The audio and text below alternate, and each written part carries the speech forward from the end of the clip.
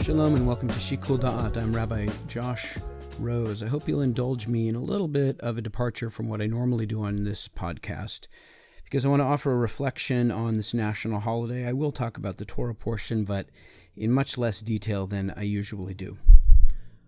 What would make America great? A 4th of July question. American greatness. For some, the very phrase resonates with the frightening tones of empire or the dangerous call of patriotic pride founded in myths of national might. I like the idea, but I don't like how it's currently used, at least not by our current president. I am a patriot, though. Only a country with its own kind of genius could enshrine freedom of speech and thought and aspire to the protection of individual rights. Only a brilliant nation could recognize the lights of people from distant shores and enable them to elevate themselves in the arts and intellectual life, in politics, in business, and civic life. Only a nation whose soul sings could invent jazz, blues, hip-hop, rock and roll, and dozens of other forms of beauty. And only a nation of courage founded on the sin of slavery could elect an African-American president.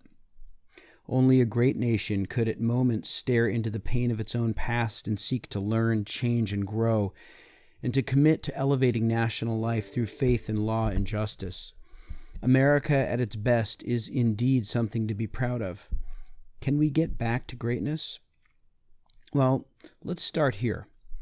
For patriotism to avoid the ugly transformation into idolatry, it must be fearless and honest. Our nation was founded upon the dehumanization and brutalization of African Americans. Racism is as old as America itself. Our nation has a weakness for charismatic bigots and charlatans who feed off the fears and anxieties of some of our citizens. National arrogance and blindness have called us to futile wars and the deaths of untold tens of thousands, and Jews, along with many other vulnerable minorities, have felt the sharp knife of American ignorance and bigotry.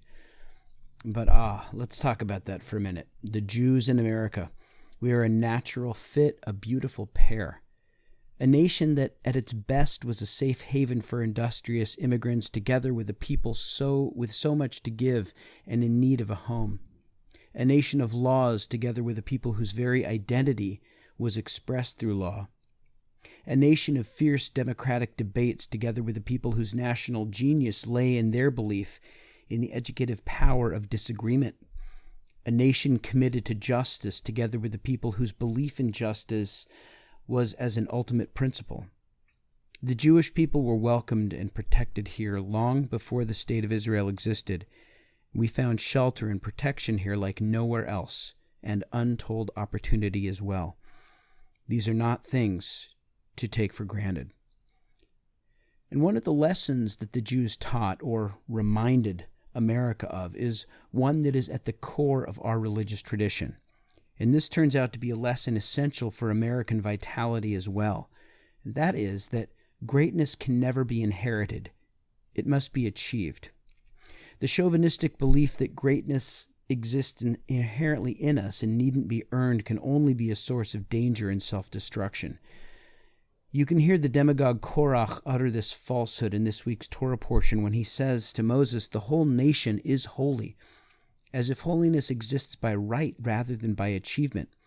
He understands God's call to, quote, "be holy unto me," as God says in Leviticus, not as a challenge, but as a birthright, a privilege. A second lesson that the Jewish people have taught or remind America is that a people assists a nation in greatness when they lift up others with them. And here, I want to digress for a moment. As you no doubt are aware, our nation is facing a moral crisis regarding immigration. The current situation was not created by the current administration alone. The previous president and his people helped contribute to the situation. But both rhetorically and factually, we have reached a new shameful low with regard to those being held at detention centers in our country. Many Jews took offense that a congresswoman used the term concentration camps to describe these centers where children and adults are being held under horrifying conditions. It seemed to some that she was saying that the conditions on our southern border are identical to those our people endured in Hitler's Germany. Anyone who would make such a claim would indeed deserve condemnation, reproach, and rebuke. There is simply nothing happening in America that compares to the detention and death camps of the Shoah. There is a debate to be had about the term concentration camp. Even the U.S. Holocaust Museum's own website makes it clear that the term can be used to refer to something beyond what we saw in the Holocaust. Yet, I agree that she should not have used that loaded term. And yet, what I really want to say is that this is the wrong debate.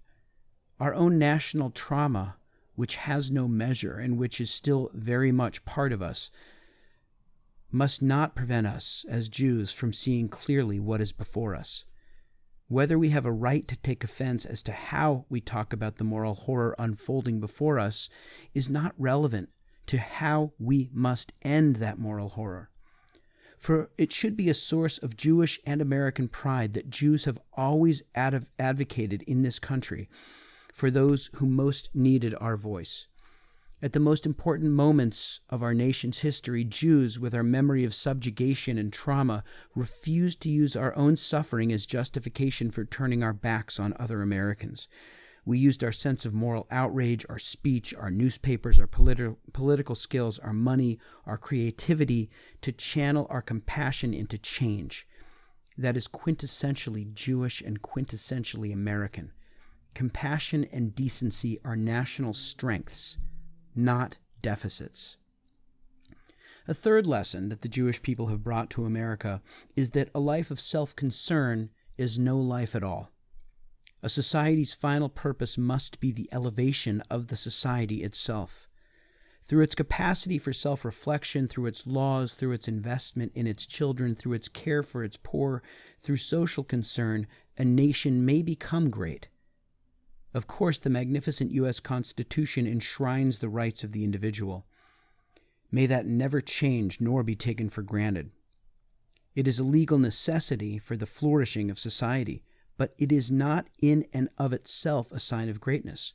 When we confuse the exercise of individual rights with moral goodness, we reveal the shallowness of our own understanding. And here, once again, we return to our Torah portion. The rebellion of Korach and his followers was rooted, finally, in self-serving glorification and the desire for personal gain. Korach may have spoken the language of the many, but his concern was all for himself. Claims of national greatness that violate the most elevated values of the nation, celebrate the right of certain individuals or of individuals generally to follow their worst impulses, can only weaken or destroy the society.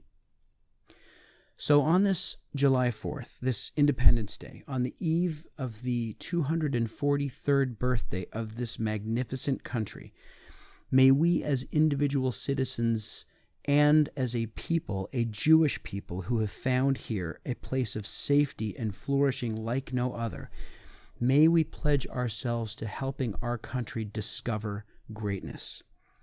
In the words of the Declaration of Independence, and for the support of this declaration, with a firm reliance on the protection of divine providence, we mutually pledge to each other our lives, our fortunes, and our sacred honor. Thank you. Thanks for listening. Happy Independence Day, and have a wonderful week.